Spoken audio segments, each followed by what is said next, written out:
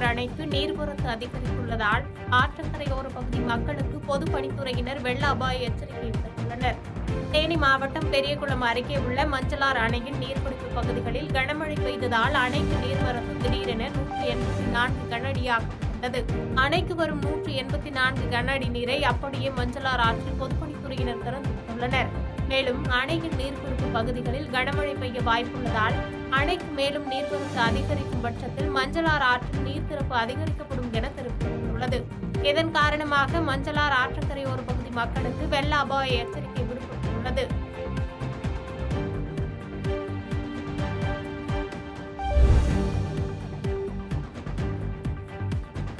திண்டுக்கல்லில் தமிழ்நாடு பணியாளர் சங்கம் சார்பில் நடைபெற்ற ஆர்ப்பாட்டத்தில் மாநிலம் முழுவதிலும் இருந்து பெண் பணியாளர்கள் உட்பட 500க்கும் மேற்பட்டோர் கலந்து கொண்டு தங்கள் கோரிக்கைகள் குறித்து கண்டன கோஷங்கள் எழுப்பினர். திண்டுக்கல் மாநகராட்சி அலுவலகம் முன்பு தமிழ்நாடு பணியாளர் சங்கம் சார்பில் மாவட்ட தலைவர் ராஜகோபால் தலைமையில் ஆர்ப்பாட்டம் நடைபெற்றது. இதில் தமிழ்நாடு மருத்துவத்துறை பணியாளர் கூட்டமைப்பு பொதுச் செயலாளர் சாந்தி, கௌரவ தலைவர் ரவீந்திரநாத் ஆகியோர் கலந்து கொண்டு கண்டன உரையாற்றினர். அப்போது திண்டுக்கல், ஈரோடு, மதுரை, கள்ளக்குறிச்சி உள்ளிட்ட மாவட்டங்களில் பணிநீக்கம் செய்யப்பட்ட பணியாளர்களுக்கு நிபந்தனையின்றி மீண்டும் பணி வழங்க வேண்டும். உயர் அதிகாரிகள், உள்ளூர் பிரமுகர்கள், கவுன்சிலர்கள் போன்றவர்களின் வீட்டு வேலைகள், தோட்ட வேலைகள், சமையல் வேலைகள் ஆகிய பணிகளில் களப்பணியாளர்களை ஈடுபடுத்தக்கூடாது உள்ளிட்ட 20 அம்ச கோரிக்கைகளை வலியுறுத்தினர். மேலும் கோரிக்கைகள் நிறைவேற்றாத பட்சத்தில் மாநில அளவில் பல்வேறு கட்ட போராட்டங்களை நடத்த இருப்பதாகவும், கோட்டை நோக்கி பேரணியாக திரண்டு போராட்டம் நடத்த இருப்பதாகவும் தெரிவித்தனர்.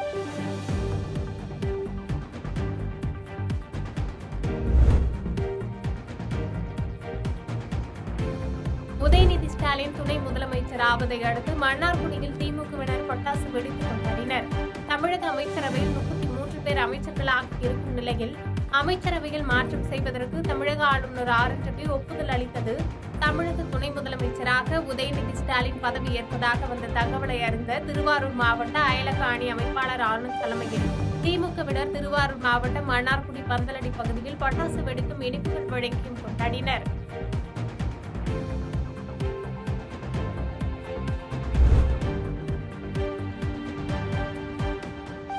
அச்சிறுபாக்கத்தில் அதிமுக ஒன்றிய மகளிர் அணி சார்பில் மாபெரும் இலவச கண் சிகிச்சை மருத்துவ முகாம் நடைபெற்றது.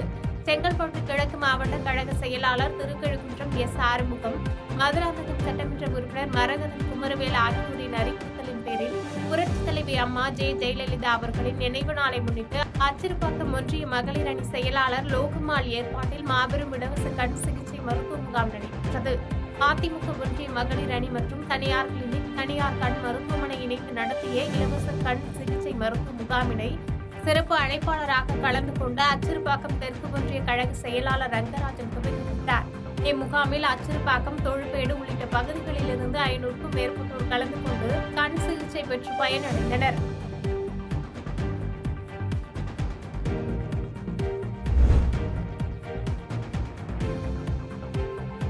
வார விடுமுறை மற்றும் பள்ளி மாணவர்களுக்கு காலாண்டு விடுமுறையொட்டி உதகையில் குவிந்த சுற்றுலா பயணிகள் உதகை அரசு தாவரவியல் பூங்காவில் மலர் கண்காட்சியை கண்டு ரசித்தனர்.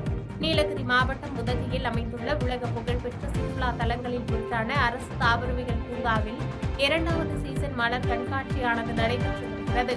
குறிப்பாக 70 வகைகளை சேர்ந்த மலர் செடிகளில் லட்சக்கணக்கான வண்ண மலர்கள் பூத்து குலுங்குகின்றன. இதனை ரசிக்கும் சுற்றுலா பயணிகள் புகைப்படம் எடுக்க ஆர்வம் காட்டி வருகின்றனர்.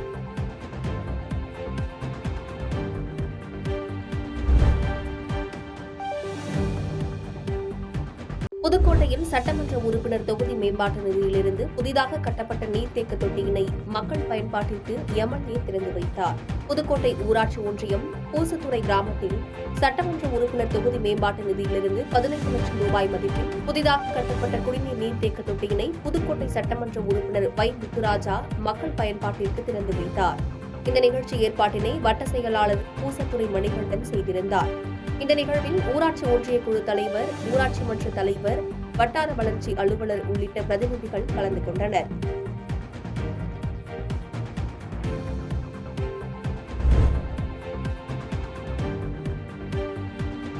நீலகிரி மாவட்டம் உதகை, குன்னூர், கோத்தகிரி மற்றும் அதன் சுற்றுவட்டார பகுதிகளில் லேசான மழையுடன் கூடிய கடும் குளிர் நிலவி வருவதால் பொதுமக்களின் இயல்பு வாழ்க்கை பாதிப்படைந்துள்ளது. நீலகிரி மாவட்டத்தில் கடந்த 2 நாட்களாக காலை மற்றும் மாலை நேரங்களில் லேசான சாரல் மழையுடன் கூடிய அடர்ந்த மேகமூட்டம் சூழ்ந்து காணப்பட்டு வருகிறது. இதனைத் தொடர்ந்து இன்று அதிகாலை முதல் உதகை மற்றும் அதன் சுற்றுவட்டார பகுதிகளில் கடும் மேகமூட்டம் சூழ்ந்துள்ளதால் மலைப்பாதையில் சுற்றுலா வாகன ஓட்டிகள் தங்களது வாகனங்களில் முகப்பு விளக்குகளை ஒளிரவிட்டு ஊர்ந்து செல்கின்றனர். மேலும் கடுமையான மேகமூட்டத்தால் உதகை மற்றும் சுற்றுவட்டார பகுதி முழுவதும் வெண்மை நிறமாக காட்சியளிக்கிறது. மேலும் கடும் குளிர் நிலவுவதால் விவசாயிகள் மற்றும் தோட்ட தொழிலாளர்கள் பாதிக்கப்பட்டுள்ளனர்.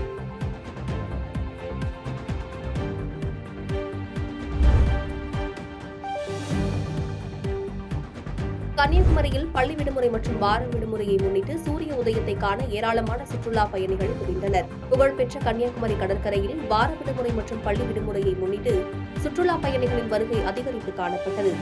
சுற்றுலா பயணிகள் அதிகாலை சூரியோதய காட்சிகளைக் கண்டு கடலில் குளித்தும் நீராடியும் உற்சாகத்தில் மகிழ்ந்தனர்.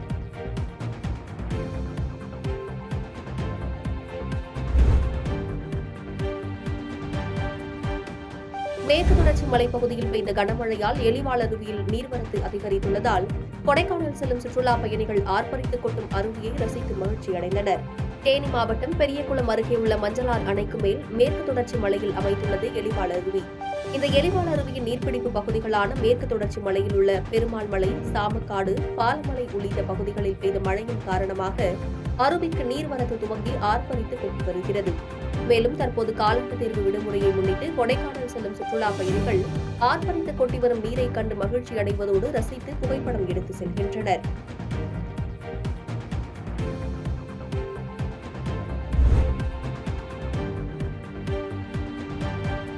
காரைக்காலில் போதைப்பொருள் குறித்த விழிப்புணர்வு மாரத்தான் போட்டியை நிரவி திருப்பட்டினம் சட்டமன்ற உறுப்பினர் நாக தியாகராஜன் கொடியசைத்து தொடங்கி வைத்தார். புதுச்சேரி காரைக்கால் மாவட்ட ஆட்சியர் அலுவலகம் முன்பு போதைப்பொருள் குறித்த விழிப்புணர்வு மாரத்தான் போட்டி நடைபெற்றது. 5 கிலோமீட்டர் தொலைவிற்கு நடைபெற்ற இம்மாரத்தான் போட்டியில் 600க்கும் மேற்பட்டோர் பங்கேற்று பாரதியார் சாலை வழியாக சென்று மாவட்ட ஆட்சியர் அலுவலகம் வந்தடைந்தனர். இதில் முதல் 3 இடங்களை பிடித்தவர்களுக்கு சான்றிதழ்களை சட்டமன்ற உறுப்பினர் நாக தியாகராஜன் வழங்கினார்.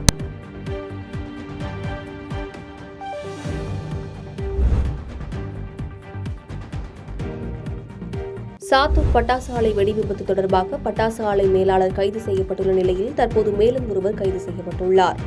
விருதுநகர் மாவட்டம் சாத்தூர் அருகே முத்தல்நாயக்கன்பட்டியில் பட்டாசு ஆலை வெடிவிபத்து தொடர்பாக பட்டாசு ஆலை மேலாளர் சரவணகுமார் என்பவர் ஏற்கனவே கைது செய்யப்பட்ட நிலையில் வெடிவிபத்திற்கு காரணமான லாரி ஓட்டுநர் கீழ ஒட்டம்பட்டியை சேர்ந்த முருகன் என்பவர் தற்போது கைது செய்யப்பட்டுள்ளார்.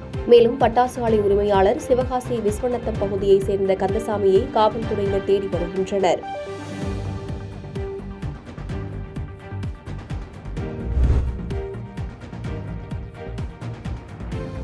தருமபுரியில் வீடு புகுந்து கொள்ளை சம்பவத்தில் ஈடுபட்ட சிறை காவலரை காவல்துறையினர் கைது செய்து சிறையில் அடைத்தனர். தருமபுரி மாவட்டம் பாலக்கோடு அடுத்த காட்டம்பட்டி அருகே உள்ள குத்தாலஅள்ளி கிராமத்தை சேர்ந்தவர் சக்தி. தருமபுரி மாவட்ட சிறையில் 2ஆம் நிலை காவலராக இவர் பணி செய்து வந்துள்ளார். இந்த நிலையில் கடந்த 27ஆம் தேதி தருமபுரி அடுத்த செல்லியம்பட்டி கிராமத்தை சேர்ந்த பவுல் ஆண்டனி என்பவரது வீட்டில் கதவை உடைத்து கொள்ளை முயற்சியில் ஈடுபட்டுள்ளார். இதனை கண்ட வீட்டின் உரிமையாளர் சத்தமிடவே பொதுமக்கள் இவரை பிடித்து மதிக்கோன்பாளையம் காவல் நிலையத்தில் ஒப்படைத்தனர். இதனைத் தொடர்ந்து மதிக்கோன்பாளையம் காவல்துறையினர் விசாரித்ததில் சக்தி 2 நாள் விடுப்பு எடுத்து வீடு புகுந்து கொள்ளையடித்த சம்பவம் தெரியவந்தது. இதனையடுத்து மதிக்கோன்பாளையம் காவல்துறையினர் வழக்கு பதிவு செய்து சக்தியை சேலம் மத்திய சிறையில் அடைத்தனர். இதனையடுத்து சக்தியை தற்காலிக பணியிடை நீக்கம் செய்து உத்தரவிட்டார் தருமபுரி மாவட்ட காவல் கண்காணிப்பாளர் மகேஸ்வரன்.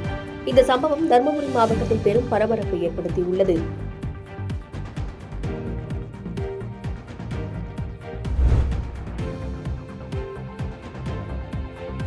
வேப்பூர் அருகே 20 ஆண்டுகளாக மின்சாரம் இல்லாமல் வாழ்ந்து வருவதாக உரிய நடவடிக்கை எடுக்க குடும்பத்தினர் கண்ணீர் மல்க கோரிக்கை வைத்த நிகழ்வு சோகத்தை ஏற்படுத்தியுள்ளது. கடலூர் மாவட்டம் வேப்பூர் அடுத்த பெரிய நெசலூர் கிராமத்தில் வசித்து வரும் அஞ்சலை கொளஞ்சி தம்பதியினர். இவர்கள் 3 பெண் குழந்தைகளுடன் வசித்து வந்துள்ளனர். இவர்கள் தமிழக அரசு வழங்கக்கூடிய தொகுப்பு வீடு 2 சென்டில் அஞ்சலை குடும்பத்தினர் வசித்து வருகின்றனர். இந்த நிலையில் வீடு கட்டி முடித்து கடந்த 20 ஆண்டுகளுக்கு மேலாக மின் இணைப்பு வேண்டி ஊராட்சி நிர்வாகத்திடமும் ஒன்றிய நிர்வாகத்திடமும் மின்சாரத்துறை அலுவலகத்திலும் பலமுறை கோரிக்கை மனு அளித்துள்ளனர்.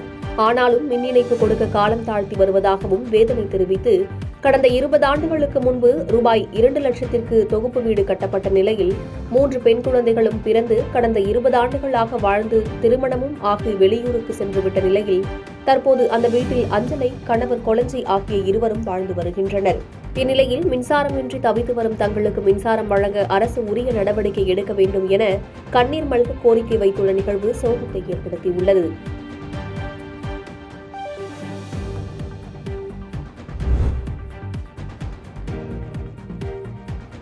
திண்டுக்கல் மாவட்டம் நிலக்கோட்டை அருகே மனைவி தற்கொலை, கணவன் மர்மமான முறையில் உயிரிழந்த நிலையில் இவர்களின் 4 குழந்தைகளும் பரிதவித்து வரும் நிகழ்வு சோகத்தை ஏற்படுத்தியுள்ளது.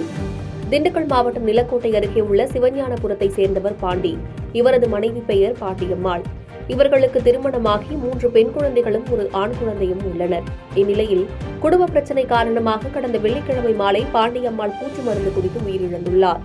இந்நிலையில் அன்று இரவே கணவர் பாண்டியன் மர்மமான முறையில் உயிரிழந்தது வெளியில் தெரியாமல் உடல் அடக்கம் செய்யப்பட்டுள்ளது. இந்நிலையில் தாய் தந்தையை இழந்து 4 குழந்தைகளும் தற்போது ஆதரவற்று பரிதவித்து வருகின்றனர். இதனால் இப்பகுதியில் பெரும் பரபரப்பு நிலவி வருகிறது.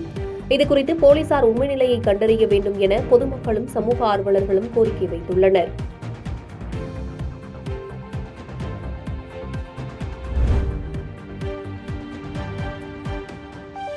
தற்போது கட்சி பெயரை கூட லெட்டர் பேடில் கூறுவதாகவும், கேப்டன் விஜயகாந்த் மதுரையில் 25 லட்சம் தொண்டர்களை அழைத்து கட்சி பெயரை அறிவித்தார் எனவும் தேமுதிக துணை செயலாளர் LK சுதீஷ் விமர்சித்து பேசினார். சென்னை ஆவடி அருகே தேமுதிக சார்பில் ஆவடி மாவட்ட செயலாளர் சங்கர் தலைமையில் முப்பெரும் விழாவை கொண்டாடும் வகையில் மாபெரும் நலத்திட்ட உதவிகள் வழங்கும் விழா நடைபெற்றது.